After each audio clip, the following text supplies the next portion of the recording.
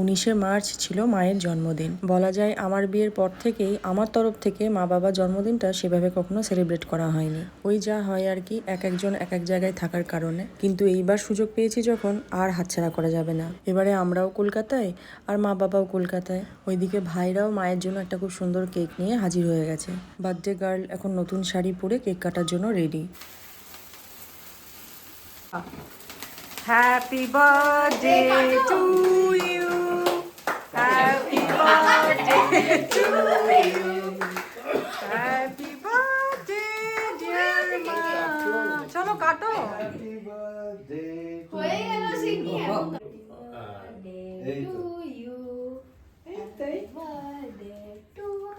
গানটা তো শেষ হয়ে গেল।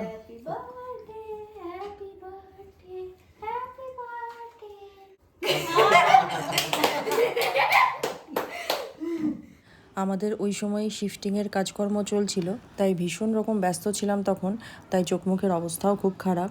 আর এই শিফটিংয়ের কাজ যে কতটা ঝামেলার, তারপর জিনিসপত্র ঠিকঠাক জায়গায় গুছিয়ে রাখা, আর একটা বাড়িতে তো জিনিসপত্র কম থাকে না, সব নিয়েই বেশ কয়েকদিন ধরেই পরিশ্রম চলছে আমাদের। তার মধ্যে আবার গ্যাস সিলিন্ডারেরও সমস্যা চলছিল, তো আমরা ইন্ডাকশানেই সমস্ত রকম রান্নাবান্না করছিলাম। তবে গ্যাস ওভেন ছাড়াও আমার কাছে ব্যাকআপ অপশান অনেক কিছুই আছে, সেই কারণে গ্যাস সিলিন্ডারের অভাব খুব একটা আমি বুঝতে পারিনি। এমনি ইন্ডাকশানে তো সব রান্নাই করা যায়, কিন্তু যেহেতু একটা একটা করে করতে হয়, তাই সময়টা একটু বেশি লাগে।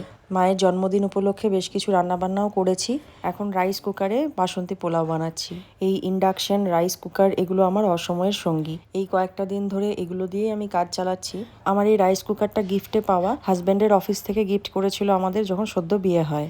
এটাতে ভাত, পোলাও, মাংস সবই রান্না করা যায়। এখন যেহেতু পোলাও বানাচ্ছি, তাই রাইস কুকারের ঢাকাটা দিলাম না, অন্য আর একটা ঢাকা দিলাম।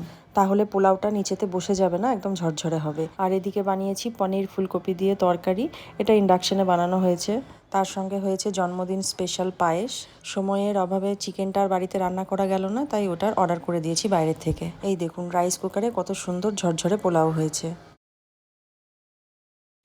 আজকের বার্থডে গার্লের ডিনার রেডি মোটামুটি। এই স্টার্টারগুলো আর চিকেনটা বাইরে থেকে অর্ডার করা হয়েছে। আর তার সঙ্গে আছে মিষ্টি, যেটা আমরা কম বেশি সবাই ভালোবাসি।